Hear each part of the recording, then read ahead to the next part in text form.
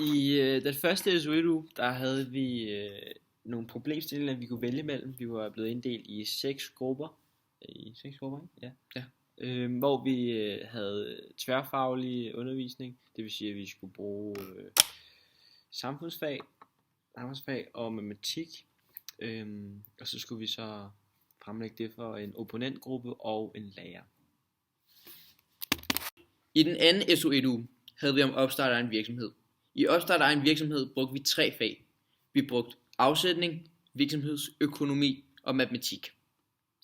Opstart af en virksomhed handlede kort sagt om, at vi skulle opstarte vores egen virksomhed ved hjælp af de 3 fag. I forhold til den første uge skulle vi den her gang først aflevere en rapport. Men igen skulle vi som sagt også fremlægge for en opponentgruppe, og den her gang 2 lærere.